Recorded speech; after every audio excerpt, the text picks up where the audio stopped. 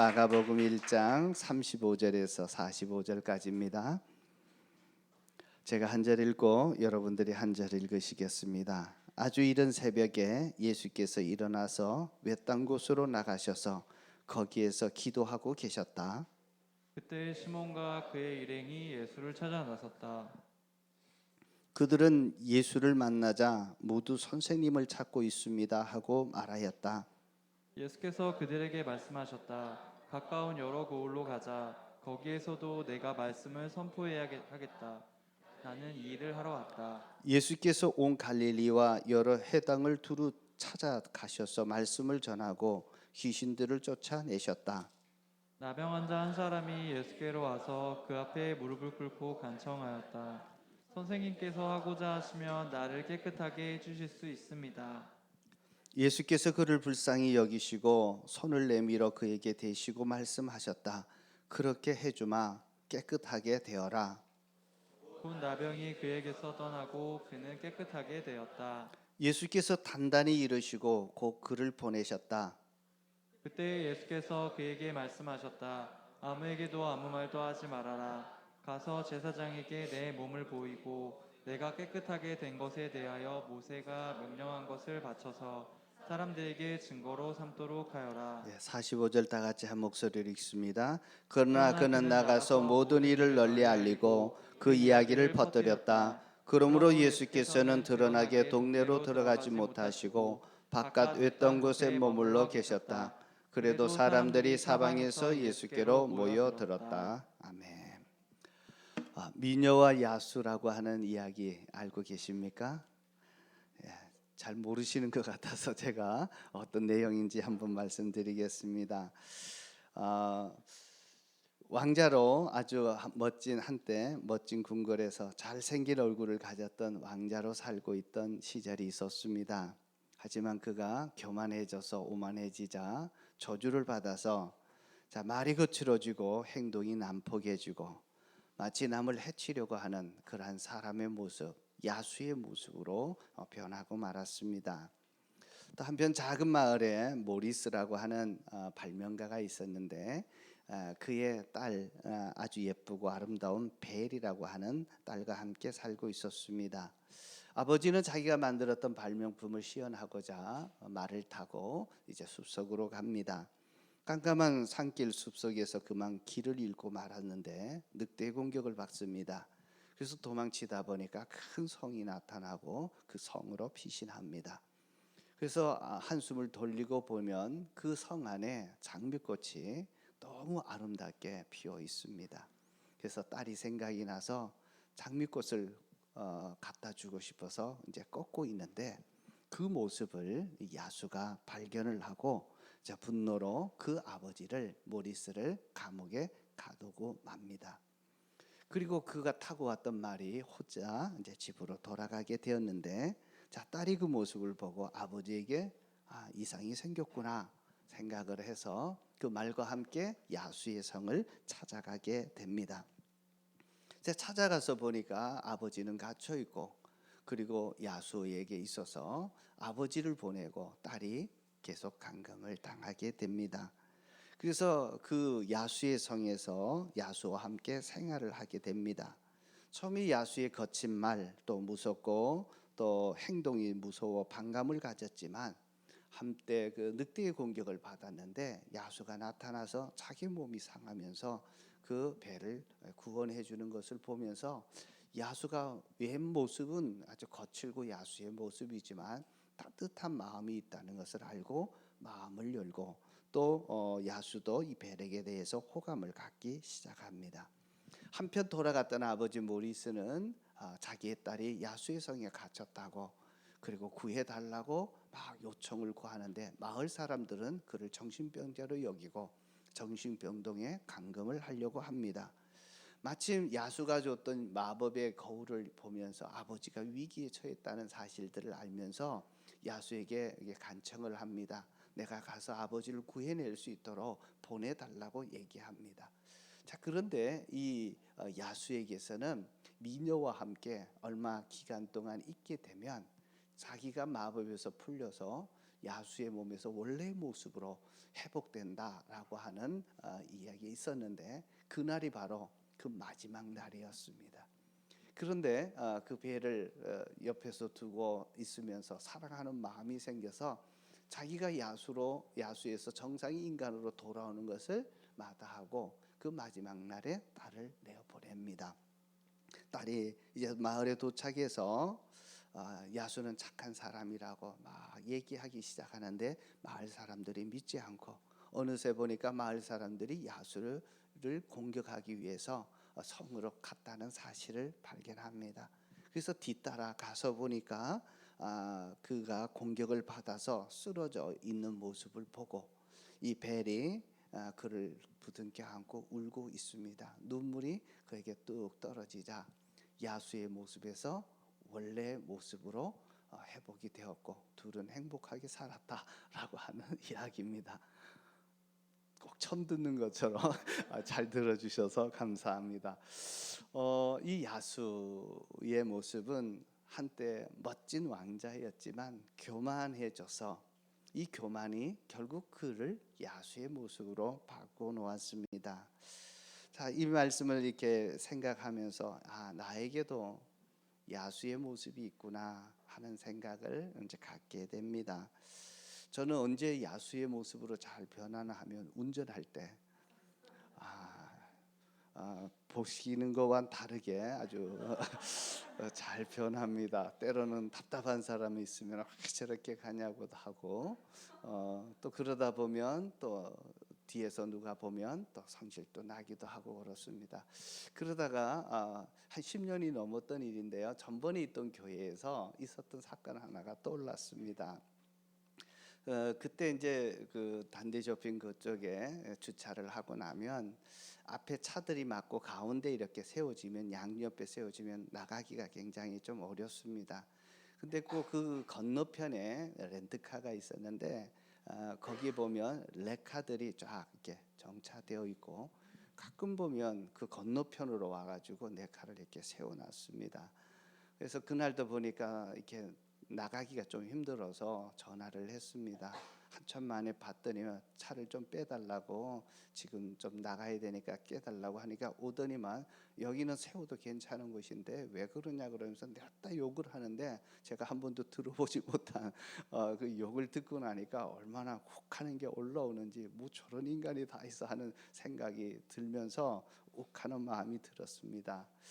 그때 그 얘기를 생각하는 순간에 다시 한번 뭔가 그 올라오는 거예요. 내 안에도 야수가 있구나 하는 것이 생각이 났습니다. 자, 우리 모두는 원래는 하나님의 형상으로 지음을 받았지만 우리가 죄의 자손으로 태어나면서부터 우리는 야수의 성질을 가지고 있습니다. 어떻게 보면 내 안에 더러운 마귀의 못된 성취를 받은 야수와 같은 모습들이 있는 것 같습니다. 이 모습은 정말 믿음의 거장들의 모습 속에서도 찾아볼 수 있습니다. 구약에 보면 하나님을 정말 사랑했던 다윗이 있었는데, 자, 다윗이 어느 하루 자기의 욕정을 이기지 못해서 충신의 아내 우리아의 아내 바세바를 범하게 됩니다. 그리고 나서 임신을 하게 되자 그것을 감추기 위해서 충신 우리아를 전쟁터로 내몰아서 거기서 죽게 만듭니다. 정말 하나님을 그렇게 사랑했던 그도 한순간에 정말 야수의 모습으로 바뀌게 되고 자기의 욕망대로 또 욕정을 채우는 사람으로 살아가는 그 모습을 보게 됩니다. 신약에도 보면 다 모두가 존경하는, 그리고 본받고 싶어하는 사도 바울이 있습니다.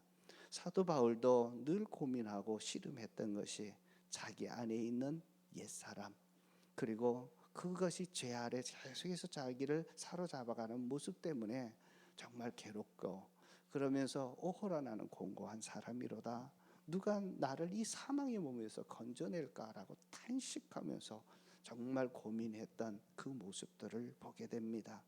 바울은 그래서 나는 날마다 죽노라 라고 얘기하면서 자기의 육신의 이 야수를 죽이기 위해서 치열하게 싸움했던 것을 보게 됩니다. 여러분, 어떻게 보면 우리 모두는 야수의 모습을 가지고 있습니다. 어떻게 보면 예수님을 믿어도 죽을 때까지 이 야수의 모습은 내게서 떠나가지 않을 것입니다. 바울은 그것을 내 옛사람, 속사람이라고 얘기하고 있습니다. 나는 율법을 즐거워하는 또 하나의 마음이 있지만 그러나 그거와 날마다 거슬려서 정말 반대로 살고 싶어하는 그 야수의 모습이 있음을 고백하고 있습니다. 자, 어떻게 하면 이 야수에서 이겨낼 수 있을까? 그것은 다름 아닌 하나님을 가까이 하는 일밖에 없습니다. 자, 하나님으로부터 시작해야만이 이 야수로부터 이겨낼 수 있습니다. 우리의 힘과 노력으로는 정말 내 안에 있는 거친 야수를 이겨낼 수 없고 또 그 모습이 나를 지배할 수밖에 없다라고 하는 사실을 알게 됩니다. 자, 이러한 야수의 모습에서 정말 하나님의 형상으로 다시 회복될 수 있을까요? 자, 오늘 예수님께서 어떻게 회복될 수 있는지를 우리에게 가르쳐 주고 있습니다.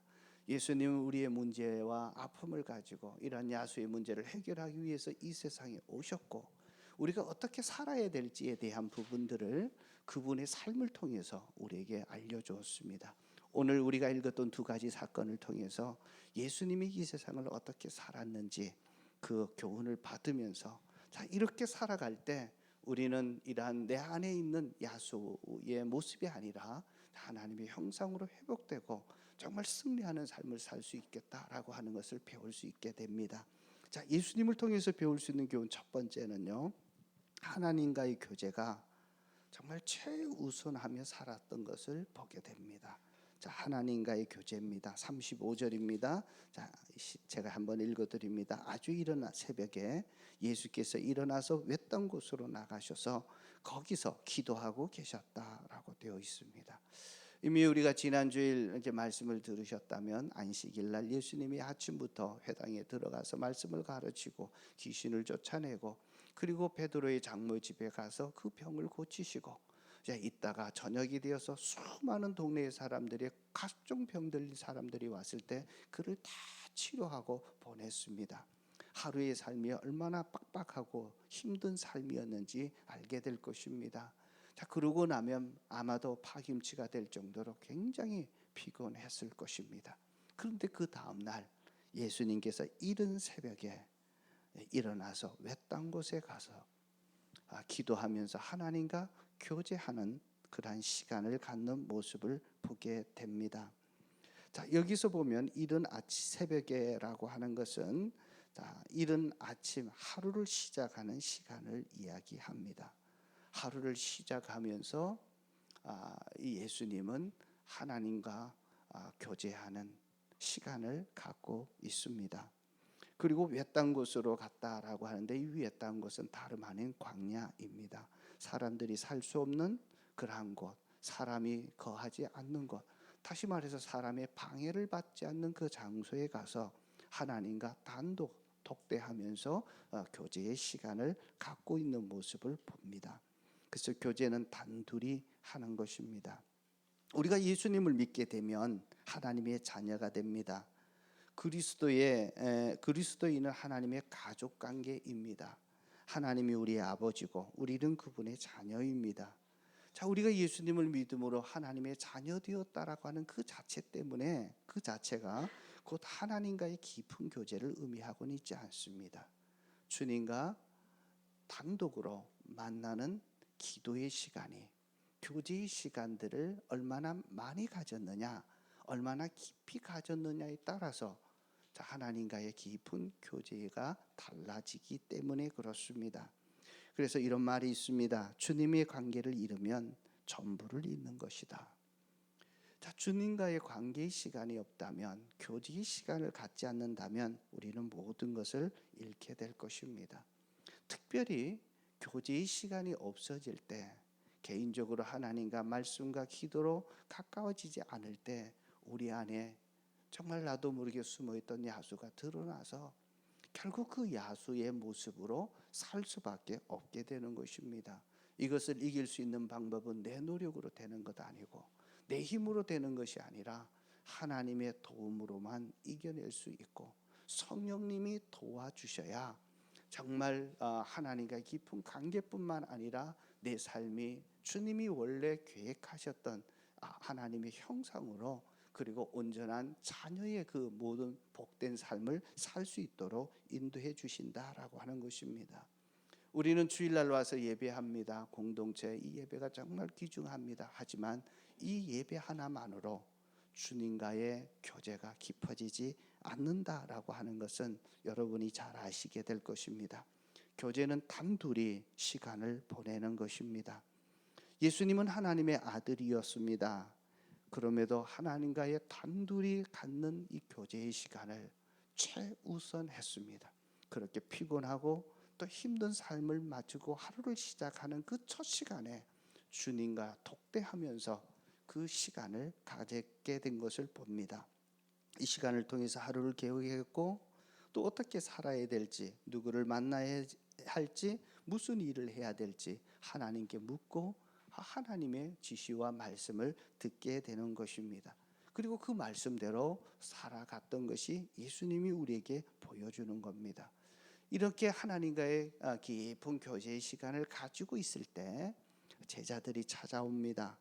제자들을 찾아왔던 것은 전날 저녁에 치료를 받았던 많은 사람들의 소식을 듣고 이른 새벽인데도 많은 사람들이 예수님을 찾아왔습니다. 그래서 예수님을 찾아왔는데 예수님이 계시지 않으니까 제자들에게 요청을 한 겁니다. 그래서 제자들이 예수님이 외딴 곳인데 자주 기도하러 가셨기에 그곳이 어디인지 제자들이 알아서 기도하는 그 장소로 찾아와서 많은 사람들이 선생님을 찾고 있습니다라고 지금 요청을 하고 있습니다. 자, 요청하는데 사람들이 지금 아파서 예수님이 필요로 한다고 찾아온 손님들입니다. 근데 오늘 말씀에 보면 예수님께서는 이 요청도 거절하시고 많은 사람들의 요구도 마다하지 않고 전혀 다른 행동을 보이십니다. 그것이 무엇이냐면 38절인데요. 이렇게 시작합니다. 예수께서 그들에게 말씀하셨다. 가까운 여러 고을로 가자. 거기에서도 내가 말씀을 선포해야 하겠다. 나는 이 일을 하러 왔다. 39절에 보면 예수께서 온 갈릴리 그리고 여러 회당에 두루 찾아가셔서 말씀을 전하시고 귀신들을 쫓아내셨다라고 말씀합니다. 자, 여러분, 예수님께서 정말 자기를 필요로 해서 찾아왔는데 왜 그 사람들의 요청을 들어주지 않았을까요? 무엇보다도 예수님이 측근 중에 최측근이 찾아와서 간곡히 부탁하는데 그 요구를 왜 거절했을까요? 자, 이것은 이렇게 했던 이유가 있다면 주님과의 교제의 시간에 있습니다. 주님과 친밀한 교제를 가지면서 그날 하나님께서 예수님을 통해서 하시고자 원하시는 계획을 들었고 그리고 어떤 일을 해야 될 것인지 주님께 말씀을 들었기에 가장 가까운 자들의 요청도 거절할 수밖에 없었고 많은 사람들의 요구보다도 더 우선한 것은 하나님께서 그날 주셨던 그 말씀 앞에 순종하게 되는 것이었습니다. 이것이 예수님께서 우리에게 보여주신 삶입니다. 우리는 어떻게 보면 사람들의 요구에 그리고 주변 사람들의 필요에 우리의 생이 많이 끌려다니게 됩니다. 자, 그 결과 우리가 피곤한 삶이 되지 않을까 싶습니다. 자, 여러분은 어떻습니까? 여러분이 가까운 사람이 와서 부탁하면 그 부탁을 들어주실 겁니까? 아니면 주님의 음성을 들은 곳에 더 집중하시겠습니까? 자, 만약에 제가 새벽에 기도를 하고 있는데 우리 목자님, 목녀님이 와가지고 목원 중에 이런 사람들이 아픕니다. 목사님 한번 기도해 주시면 좋겠습니다 하면 저한테 요청하면 어떡할까요? 갈까요? 안 갈까요? 가겠죠. 전혀 안 갈 것 같이 그렇게 보시. 자, 그런데 예수님은 뭘 얘기하시나 하면 정말 그런 사람들의 요구보다도 하나님께서 내게 어떤 말씀을 하셨는지 오늘 나를 통해서 하시고자 원하시는 일이 뭔지를 먼저 듣고 난 다음에 정말 사람들의 요구와 가까운 사람들의 요청도 거부하고 그것보다도 하나님께서 말씀하신 것에 순종하는 모습을 보게 됩니다. 자, 이것이 바로 예수님이 우리들에게 보여주신 일들입니다. 왜냐하면 그날 하나님께서 예수님에게 하실 일들에 대해서 충분히 말씀했던 것을 들었고 그 말씀을 수행하고 그 목적을 순종하는 것이 예수님의 삶의 우선순위였다라고 하는 것을 보게 됩니다. 예수님을 움직이게 했던 것은 어떻게 보면 예수님 자신의 계획도 아니었습니다. 제자들의 요구도 아니었습니다. 그리고 수많은 사람들의 요청도 아니었습니다. 예수님을 움직이게 했던 것은 다름 아닌 자기를 향한 하나님의 뜻과 말씀이었습니다. 하루를 시작하면서 주님과의 교제의 시간을 가졌기에 그는 하루하루의 삶이 하나님께서 자신을 향한 계획과 목적을 이루어드리고 성취해주는 순종의 삶을 살 수 있게 되었다라고 하는 것입니다. 자, 나는 하나님의 말씀과 하나님의 의도와 하나님의 계획을 따라서 하루의 삶이 움직여지는가 한번 되돌아봤으면 좋겠습니다. 내 자신의 계획이 하나님의 뜻보다는 앞서지는 않습니까? 최측근의 요청 단호하게 거절할 수 있었던 것은 하나님이 내게 주셨던 말씀이, 내게 지시하셨던 그 일들이 내게 선명할 때 그렇게 살 수 있게 되어집니다. 여러분, 예수님처럼 하나님의 관계를 최우선하고 주님과 독대하는 시간을 갖고 계십니까? 교제의 시간을 갖지 못하는 이유들을 이제 가만히 보면 사람들이 너무 바쁜 것 같아요. 그리고 너무 피곤해서 또 못하는 것 같습니다. 잠이 모자라니까 그 시간 더 잠을 자는 것을 더 요구하지 않나 하는 생각을 해봅니다. 자, 많은 사람들이 자기 일이 너무 바빠서 또 너무 급해서 기도하지 못하고 있는 것 같습니다. 너무 바빠서 하나님을 찾지 않는 것 같습니다. 자, 왜 바쁩니까? 왜 피곤할까요? 자, 그래서 기도하지 않는데요. 자, 왜 그런지 한번 보십시다. 대부분 보면 자, 바쁘다라고 하는 것, 자, 그것이 나의 계획이 되든 아니면 주변 사람들의 정말 요구든, 그리고 주변 사람들의 어떤 의견 때문에 이끌어가면 그 마지막의 삶이 피곤입니다. 정말 주님을 따라가는 삶은 정말 열심히 살아도 에너지가 다시 살아나는 것이라면 자기 계획대로 살고 다른 사람의 요구에 의해서 자기 시간과 삶이 들여지면 남는 것은 피곤입니다. 우리가 피곤하면 짜증나고요, 분노가 일어나고, 자, 피곤해지면 그때부터 야수의 모습이 막 드러나서 일어나게 됩니다. 자, 결국 우리의 삶에 정말 우리의 삶을 깨지게 만들고 우리의 삶이 야수처럼 거칠게 되어지고 다른 사람들을 피해를 입히게 되고 본인도 불행하게 느껴질 수밖에 없게 하는 것이 주님과의 교제의 시간들이 없기 때문에 생겨나는 일들입니다. 여러분, 주님의 교제를 잊게 되면 모든 것을 잃게 됩니다. 오늘 하루 나를 향한 주님의 계획, 그리고 주님의 목적에 정말 집중하지 않게 되면 오늘 나의 하루의 삶도 헛수고로 변하게 될 것입니다.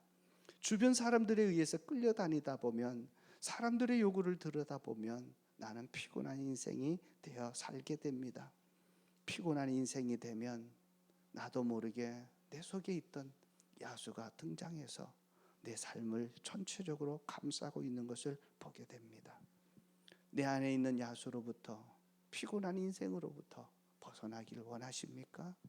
그렇다면 주님과의 교제의 시간을 회복하셔야 합니다. 이것이 내 삶의 가장 중요한 시간들이 되어야 합니다. 예수님께서 하셨던 것처럼 정말 시간을 정하고 사람의 방해받지 않는 시간과 그리고 장소를 정하고 그곳에서 시간을 기도에 가지며 주님과 정말 독대하면서 교제하는 그런 시간들이 있었으면 좋겠습니다. 예수님이 이른 새벽 첫 시간을 드렸다면 첫 시간을 드리는 것도 의미가 있지 않나 싶습니다. 하지만 사람의 방해를 받지 않는 그런 곳이라면 시간과 장소를 정해서 한번 시도해 보면 어떨까 싶습니다. 예수님께서 정말 하나님의 관계를 최우선으로 살았다면, 우리가 예수님을 닮기를 원하고 예수님을 따라가는 신앙인이라면 당연히 내 삶 속에 최우선 돼야 될 것이 있다면 주님과의 교제하는 시간입니다. 자, 이 시간 한번 시도해 보면 어떠실까요? 이번 한 주간에 정말 한번 시간과 장소를 정해놓고 한번 교제 시간을 가져보십시오. 아직까지 교제 시간을 갖지 못하신 분은 한꺼번에 많이 하면 못합니다. 10분이라고 한번 정해놓으시고요. 그래서 10분을 기도하시는 분은 한 20분, 30분 좀 정해놓고 그 시간 같이 앉아서 주님과 교제하고 주님의 음성을 듣기를 바랍니다. 제 경험상으로는 30분 이상 정말 앉아 있을 때 주님께서 정말 교제하는 그러한 은혜의 시간들이 됩니다. 그러다 보면 어느새 1시간이 되고 2시간도 늘어날 수 있게 되어집니다. 여러분, 중요한 것은 그 교제의 시간들을 확보하고 그 장소를 정하고 그곳에서 주님을 만나보시는 겁니다. 한번 그렇게 해보지 않으시겠습니까? 한번 실천하시고 한번 적용해 보시고, 내 삶의 가장 중요한 것은 주님과 교제하는 것으로부터 시작하겠다. 그 시간을 어떠한 일이 있어도 양보하지 않겠다. 그렇게 하실 때 예수님처럼 하나님의 목적과 계획에 따라 쓰임받는 인생이 될 것입니다. 자, 두 번째입니다.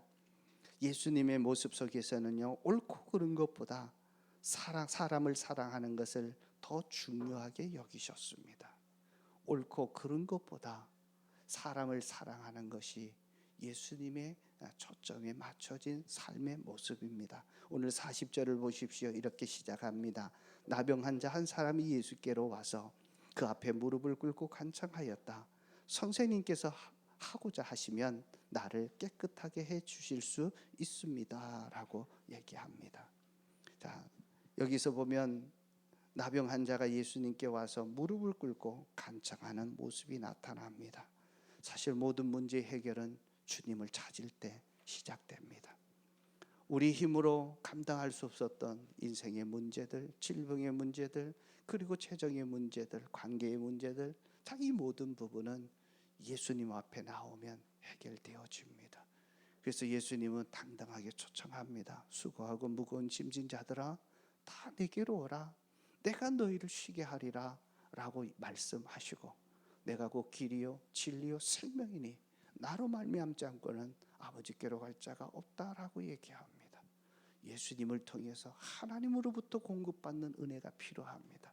자, 이번 부흥 집회를 통해서 성령으로 당신의 삶을 새롭게 시작하십시오라고 하는 주제로 가는데요, 정말 내 인생이 새로워지게 된다면 주님 앞에 나와 여러분들이 문제를 내어놓을 때 그때부터 시작될 수 있다라고 하는 것입니다. 예수님을 찾아왔던 이 사람은 어떤 질병에 걸렸던 사람이냐 하면 나병입니다. 나병은 옛날에는 문둥병으로 불리었고요, 지금은 한센병으로 불리고 있습니다. 자, 이것은 악성 피부 전염병입니다. 그래서 모든 살들이 꺾고 말초신경 끝부분들이 다 고름이 나고 사용할 수 없어서 다 눈썹도 빠지고 살들이 뭉개지는 아주 무서운 병이고, 접촉되면 강하게 점연성이 있습니다. 그래서 이 병에 걸리게 되면 사람들은 부정하다 그렇게 일컬었고요. 자, 그렇게 되면 이 병은 첫 번째로 사람들과의 격리를 시킵니다. 자, 격리를 시키는데 어떻게 하면 가족들로부터 격리가 됩니다. 사랑하는 가족들과도 함께 살 수가 없습니다. 자, 그리고 마을에서부터 완전히 격리가 되어서 사람이 살지 않는 곳에 그냥 격리돼서 살아야 합니다. 자, 이 병은요, 코로나보다 상상외로 무서운 병입니다. 코로나는 그래도 마스크를 쓰고 사람이나 만날 수 있지만 이 병에 걸리면 완전히 격리시키는 병들입니다. 그리고 사람들조차 접촉할 수 없게 만들었을 뿐만 아니라 이 병은 사람들과 또 걸린 사람들이 저주받은 병이다 그렇게 일컬었던 병입니다. 자, 이 병에 걸리게 되면 누구도 접근해서 안 됩니다. 만날 수 없습니다. 그래서 혹시 길을 가다가 사람을 보게 되면 이 나병에 걸렸던 사람은 큰 소리로 나는 부정하다 부정하다 소리를 지릅니다. 그러면 그 소리를 들었던 사람들이 자, 오지 못하도록 해야 될 책임이 이 나병에 걸렸던 사람들이 해야 될 일입니다. 근데 나병 환자들이 오게 되면 사람들은 가까이 오지 말라고 보통 사람들은 돌을 들어서 그 사람들에게 돌팔매질을 하게 됩니다. 그래서 어쨌든 이렇게 그 거리를 격리하고 만날 수 없도록 했던 병입니다. 그래서 나병에 걸렸던 사람들에게 대해서 어떻게 표현을 하냐면 살아있으나 살아있는 것이 아니라 걸어다니는 송장처럼 산다라고 얘기합니다. 참 무서운 병입니다. 가족과 마을로서 완전히 격리되어지고, 그러다 보니까 사람들과 격리되어 있으니까 얼마나 외롭겠습니까? 자, 그리고 육체적으로 완전히 몸이 썩어 문드러지는 아픔이 있고, 마음적으로 그 누구도 그 마음을 알아줄 사람 없으니까 외롭고 사람들이 그리울 것입니다. 그리고 관계적으로 모든 것이 끊어져 있으니까 어떻게 살아야 갈지 짐승처럼 살고 있고, 게다가 저주받은 병으로 영적으로 완전히 망가진 인간의 표성입니다. 자, 이렇게 보면 이와 같은 야수가 있을까? 사람들은 아무도 환영하지 않고 오면 돌팔매질을 하고 완전히 짐승처럼 야수처럼 대하는 것이 그러한 삶이 나병에 걸렸던 환자였습니다. 이 사람도 구원받을 수 있을까요? 이 사람도 정상적인 삶으로 회복될 수 있을까요? 정말 진정한 자유를 경험할 수 있을까요? 오늘 이 나병 환자를 치료하시고 회복하시는 예수님의 모습을 보게 됩니다. 이 나병 환자가 찾아와서 무릎을 꿇고 고쳐달라고 얘기합니다. 자, 그리고 주님이 선생님이 원하시면 그렇게 될 수 있습니다라고 얘기합니다. 그때 예수님께서 뭐라고 말씀하시냐면 오늘 고쳐주시는 장면이 나오는데요, 참 이 말씀을 보면 충격적입니다. 41절입니다. 잘 한번 보시고요. 예수께서 그를 불쌍히 여기시고 손을 내밀어 그에게 대시고 말씀하셨다. 그렇게 해주마, 깨끗하게 되어라. 그렇게 해주마, 깨끗하게 해줘라 라고 얘기하면서 그의 병을 고쳐주시는 장면이 나옵니다. 자, 여기서 제가 충격적이라고 말씀드렸던 것은 손을 내밀어 그에게 대시는 장면입니다. 자, 이 나병에 걸렸던 사람들은 접촉하면 안 됩니다. 접촉되었다고 하면 그 사람의 부정이 자기에게로 와서 자기도 부정한 사람이 되고 맙니다. 자, 그런데 그 사실을 모르는 것이 아니라 아시면서도 그에게 손을 대시는 방법입니다. 자, 여러분들이 만약에 예수님 같으시다면 누가 이런 아주 급성, 아주 치명적인 피부병을 가지고 옆에 온다면 그 사람의 몸에 손을 댈 수 있겠습니까?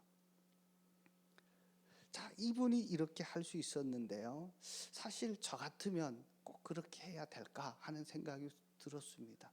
자, 구약에 보면 자, 나병 환자를 고쳐줬던 한 예가 있습니다.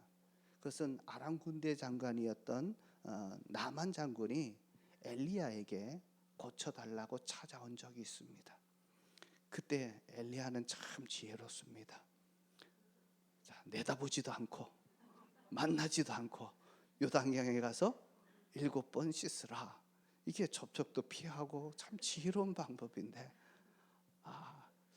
예수님도 그런 방법을 썼으면 정말 다른 사람 상식을 뛰어넘는데 접촉도 되지 않고 그렇지 않을까 하는 생각을 가졌습니다. 근데 예수님은 말로만 하지 않고 그 사람의 몸에 손을 댑니다. 자, 이 손을 댄다라고 하는 의미는요, 어떤 의미냐면 어떻게 보면 부정해지는 것을 다 알고 있습니다. 손을 대면서 본인이 부정해집니다. 예수님께서는 그 아프고 고통스러웠던 그 환자의 그 부정함을 자기의 몸으로 짊어지시고 대신 그 사람에게 정말 깨끗함을, 치유를, 원상 회복을 시켜주시는 아주 놀라운 장면입니다.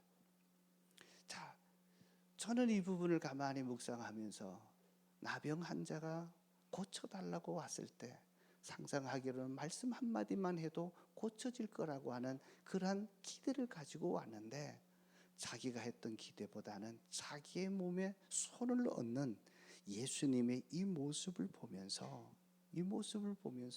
정말 크게 감동했고, 그 순간에 그가 가지고 있던 육체적인 질병이 아니라 마음에 갖고 있던 외로움, 그 고독함, 그 두려움, 자, 이런 모든 것이 한순간에 쫙 빠져나가는 것을 경험하게 되었을 것입니다. 정말 자기 몸에 한 번도 몸을 만져준 적이 없는 사람입니다. 나병에 걸리면서 누구도 접촉하지 않았기에 자기 몸에 손을 대고 정말 쓰다듬어 준 사람은 아무도 없었는데 예수님이 처음으로 그 몸에 손을 대십니다. 그때 그 손길을 통해서 정말 예수님의 사랑하는 마음이 그에게 확 전달됐을 겁니다. 자, 이렇게 손을 댔던 이유는 다름 아닌 불쌍히 여기사라고 하는 것입니다. 예수님은 정말 나병으로 질병과 마음과 그리고 사회적으로 그리고 영적으로 총체적으로 고통당하고 있는 그 사람들의 아픔을 아셨습니다. 그리고 고쳐주고 싶은 마음에 사랑하는 마음 속에서 불쌍히 여겨지는 마음입니다. 그래서 진짜 마음은요, 상대방이 아파할 때 진정으로 아파하고 함께 아파하는 그것이 사랑의 마음이고 그것이 주님의 하나님의 사랑입니다. 이 사랑 때문에 그 몸에 손을 얹었고 예수님이 병든 자에게 손을 얹는 그 순간에 그동안에 누렸던 모든 외로움, 슬픔이 한순간에 눈 녹듯이 다 녹고 말았을 것입니다. 예수님의 사랑의 터치가 이렇게 강렬합니다. 사랑하는 사람들이 함께 얼굴을 비비고 그리고 몸을 맞대고 사는 것, 사랑하는 사람들에게 나타나는 것들입니다. 그러나 사람의 이런 터치보다도 예수님의 사랑이 담긴 그 터치는 이 나병 환자를 일으키는 새로운 원동력이 되었습니다. 이 모습을 보면서 우리가 예수님처럼 참 고통당하고 아파하는 자들에게 한번 손잡아 주는 것, 그리고 그의 아픔을 위로해 주는 것, 이 손길이 우리에게 정말 필요로 하지 않나 하는 생각입니다. 자, 이분이 또 얘기합니다. 예수님이 뭐라고 말씀하시냐면 자, 네가 깨끗함을 이렇게 얘기하죠. 그가 봤을 때 그렇게 해주마, 깨끗하게 되어라 라고 말씀해 줍니다. 자, 개역 성경에 보면 네가 원하느니 그렇게 되라라고 하는 겁니다. 자, 지금 나병 환자는요, 자기가 하고 싶은 대로 살았던 인생이 아닙니다. 나병도 자기가 원해서 걸린 병이 아니잖아요. 나병에 걸리고부터는 자기가 원하는 것을 아무것도 할 수 없는 인생입니다. 하나도 할 수 없는 그곳에 처음으로 예수님이 네가 원하는 대로 그렇게 해라라고 얘기합니다. 자기 말을 들어주고 자기의 소원을 들어주겠다고 말씀 듣는 그 순간에 정말 이 나병 환자의 가슴 속에 정말 뭉클한 게 올라왔고 뜨거움이 올라왔을 것입니다. 상대방이 원하는 것을 해주고 싶어 하는 것, 이것이 하나님의 사랑입니다. 예수님은 터치와 그의 말 한마디로 죽음보다도 외로움 그리고 고독에서부터 해결해 주었습니다. 이것이 예수님의 사랑입니다. 예수님은 나병 환자 접촉하면 안 된다, 옳고 그름에 반드시 문제가 걸리는데 옳고 그름보다 한 영혼을 진정으로 사랑하는 모습입니다. 터치해 주는 모습, 그리고 네가 원하는 삶을 내가 해줄게 말로서 해주는 것입니다. 이 두 말이 저와 여러분들의 삶 속에 나타났으면 참 좋겠습니다. 오늘 집에 돌아가셔서 우리 남편과 아내들이 서로 보면서 사랑의 터치를 하시고, 그리고 네가 원하는 건 내가 꼭 들어줄게, 그래서 한번 들어주십시오. 우리 부인들 이 시간에 정말 기회인 줄 알고 큰 거 요구해 보십시오. 그러면 분명히 들어주실 겁니다. 자, 그래서 이 두 가지가 있고요.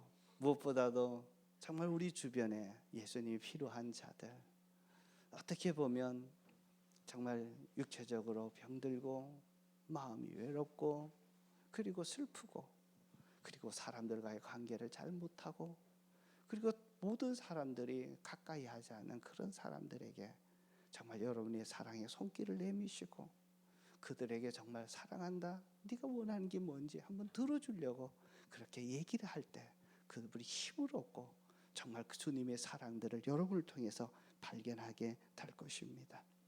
자, 그렇게 예수님께서 고쳐주겠다라고 말씀하시고 나서, 자, 예수님께서 뭐라고 말씀하시나 하면 이렇게 얘기합니다. 43절 44절입니다.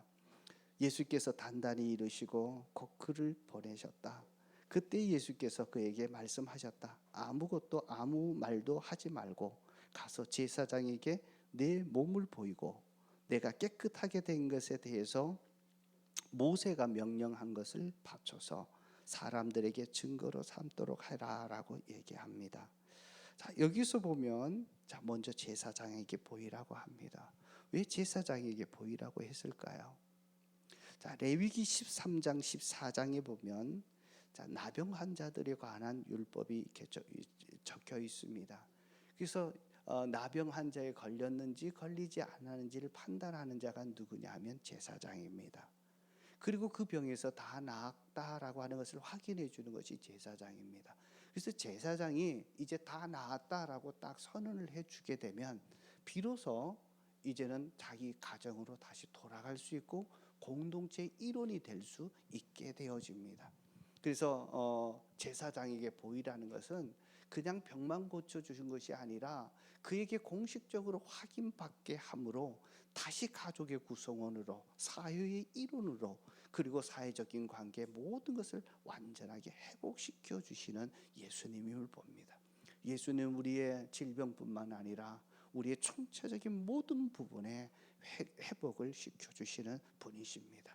가정도 다시 회복시켜 주시고, 그리고 관계도 다시 회복시켜 주시고, 우리의 삶 속에서 당당하게 살아갈 수 있도록 그렇게 세워주시는 분이 주님이시다라고 하는 부분입니다. 자, 예수님이 이렇게 완벽한 구원, 온전한 구원을 우리에게 주신데 전인적인 이 구원을 주시는 분이 바로 주님이시다라고 하는 것을 이 대목에서 보게 됩니다. 정말 예수님을 믿으십니까? 예수님으로부터 전인적인 구원이 이루어져서 우리의 삶의 모든 영역에 건강해지고 온전히 하나님께 쓰임받는 그러한 일꾼들이 되시기를 축복합니다. 자, 그리고 또 하나 얘기합니다. 뭐라고 얘기하나 하면, 자, 내가 모세가 명한 것을 바쳐서 사람들에게 증거를 삼아라라고 얘기합니다.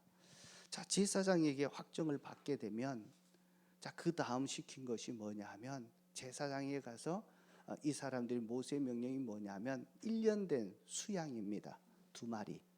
그리고 흠없는 1년 된 양 1마리, 어린 양 1마리. 거기에다가 밀가루에다가 기름을 발라서 소재를 만들어서 하나님께 제사하라고 합니다. 자, 수송아지 2마리, 수송아지가 수양 2마리, 암양 1마리, 또 기름의 소재까지 만들면, 자, 지금까지 한번 생각해 보시면 문둥병에 이게 나병에 걸렸던 사람들이 다 하나도 없이 살았는데 그것을 구할 수 없으니까 그러면 집비둘기 1마리, 비둘기를 가져가서 드리면 된다라고 얘기합니다. 그리고 하나님께 예배하게 합니다. 왜 이렇게 예배하게 했을까요? 이 나병은 하나님으로부터 저주받은 병이라고 들려졌기에 그것 때문에 이제는 예배도 참석하지 못한 채 정말 고리뛰어 살았기에 하나님의 관계를 영적으로 다시 한번 회복시켜 주시는 분이십니다. 자, 예수님은 우리의 삶에, 그리고 육체와, 그리고 우리의 마음과, 그리고 모든 관계와 뿐만 아니라 영적인 부분도 온전히 회복시켜 주시는 분들이 있습니다. 그래서 내 부분에 이렇게 다시 회복될 때, 자, 여러분들이 하나님께 예물을 드리면서 드리라고 했던 것은 이 관계의 온전한 회복이 하나님으로부터 시작된다는 것을 인정하는 것입니다. 여러분이 아픔이 있을 때 하나님께 예물을 드리면서 하나님께 아뢰 보십시오. 그럴 때 또 낫게 되면 감사함으로 하나님께 감사해 보십시오. 자, 이것이 다시 한번 영적인 회복들이 일어나게 되는 것을 보게 될 것입니다. 예수님의 구원은 완벽한 구원입니다. 우리의 총체적인 삶을 회복시키시는 그러한 은혜 드립니다. 자, 여러분들이 나았습니다. 얼마나 기쁩니까? 근데 오늘 말씀 한 가지 더 봐야 될 부분이 있는데요. 뭐냐 하면 45절입니다. 한번 보겠습니다. 그러나 그는 나아가서 모든 일을 널리 알리고 그 이야기를 퍼뜨렸다. 그러므로 예수께서는 드러나게 동네로 들어가지 못하시고 바깥 외딴 곳에 머물러 계셨다. 그래도 사람들이 사방에서 예수께로 몰려들었다. 자, 43절에 보면요. 예수께서 단단히 이르시고 그를 보내시면서 아무에게도 아무 말도 하지 말라라고 명령했습니다. 자, 병이 났습니다. 이 사람이 가자마자 모든 일을 사람들에게 막 예수님이 나를 고쳤다고 막 알리기 시작했습니다. 잘한 일입니까? 못한 일입니까? 그 자체로 보면 잘하는 것 같고 예수님을 자랑하는 것 같고 하지만 자, 그보다 먼저 단서되는 게 있습니다. 예수님이 단단히 이르십니다. 뭐 하지 말라고요? 아무에게도 아무 말 하죠. 자, 이게 어떻게 보면 예수 믿고 사는 우리들의 모습이 아닌가 싶습니다. 자, 주님이 원하지 말라고 말씀하셨는데 그 말씀이 안 들어온 거예요. 잘 듣질 않는 거예요. 그리고는 누구 생각대로 하는 거예요? 자기 생각대로. 예수님을 높여드린다고 전했는지 모르지만 자랑하면서부터 결국은 불순종하게 되고 그 결과 어떻게 됐냐면 예수님께서 마을로 들어갈 수가 없어서 한적한 곳에 있습니다. 불순종했음에도 불구하고 사람들이 몰려와서 하나님의 일에는 지장받지 않습니다. 그러나 그 사람은 정말 그 혜택들을 누리지 못하는 것이 아닌가 싶습니다. 여러분, 주님을 믿는다고 정말 내 생각대로 정말 주를 위해서 일했는데 결국은 그것이 예수님을 방해하는 요소가 될 수 있다라고 하는 것입니다. 그 첫 출발은 주님의 교제 시간을 가지면서 음성을 듣는 데서부터 시작해야 합니다. 처음 믿기 때문에 아직 훈련되어 있지 않아서 그럴 수도 있습니다. 분명히 신신당부했는데 그 말씀을 금방 돌아가면서 까먹고 잊어버립니다. 주일날 말씀을 듣고 내가 이렇게 살아야지 하고 돌아가서 일주일을 내 맘대로 사는 거하고 비슷하지 않나 하는 생각이 듭니다. 여러분, 정말 내 인생이 새롭게 회복이 되어지고 내 삶을 통해서 정말 주님 앞에 쓰임받는 복된 인생이 되기 위해서는 두 가지를 꼭 기억하셔야 됩니다. 첫 번째는 최우선적으로 하나님과의 또 주님과의 교제의 시간을 꼭 확보하는 것입니다.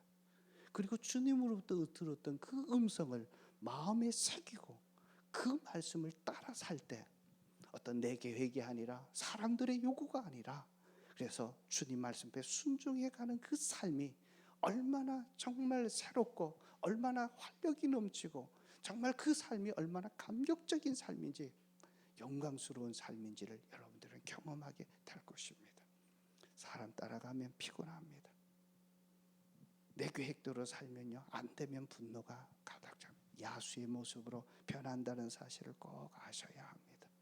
그리고 하나님께서 나를 붙여주신 사람들에게 정말 예수님이 전인격적으로 회복시켜 주려는 그 모습으로 정말 사랑으로 대할 수 있는 저와 여러분들 되시기를 축복합니다. 제일 먼저 가까운 가족들에게 우리 배우자들에게 그렇게 한번 해보십시오. 오늘 가서 터치 한번 해주시고 그리고 뭐 원하냐 꼭 한번 물어봐 주시고 자, 그리고 우리 남편들은 부인들이 원하시면 꼭 해주십시오. 그것만 해주지 말고 하나를 더 해주세요. 그러면 더 감동할 겁니다. 자, 우리 부인들도 마찬가지입니다. 정말 그렇게 해서 정말 원하는 것을 들어주는 저와 여러분들 되시기를 축복합니다. 자, 오늘 말씀을 들으면서 주셨던 하나님의 음성이 뭔지 여러분 레마의 카드를 한번 좀 내셔서 한번 적어 보십시오. 거기에 오늘 내게 주셨던 말씀들 그리고 이 말씀을 붙들고 구체적으로 내가 실천하겠습니다. 내가 하나님 앞에 정말 교제 단독으로 만날 수 있는 기도의 시간 언제 몇 시부터 몇 시까지 어디에서 하겠습니다. 이렇게 한번 적용해도 좋고요. 정말 내 문제를 해결받기 위해서 예수님 앞에 나왔듯이 정말 이번 부흥 집회에 내가 적극적으로 빠지지 않고 참석하겠습니다. 그걸로 여러분들의 실천의 사항을 삼아도 좋겠습니다. 그래서 하나님이 이번에 성령을 통해서 기름 부어주시고 우리의 삶을 새롭게 만드시고 정말 내 삶을 새롭게 시작할 수 있도록 그렇게 바꾸어 주실 것입니다. 그리고 기도받기를 원하시면 기도받겠습니다. 또 예수 영접하겠습니다. 세례 받겠습니다. 또 목장에 잘 참석하겠습니다. 또 상공부 다음번에는 꼭 참석하겠습니다. 한번 결심하셔도 좋을 것 같습니다.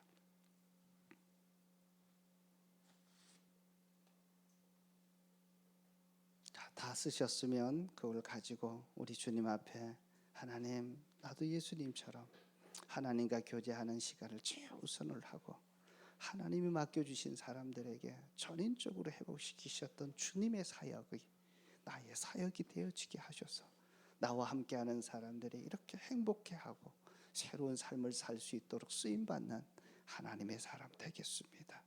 자, 그렇게 한번 기도하시면 좋겠습니다. 우리 다 같이 한번 한 목소리로 기도하고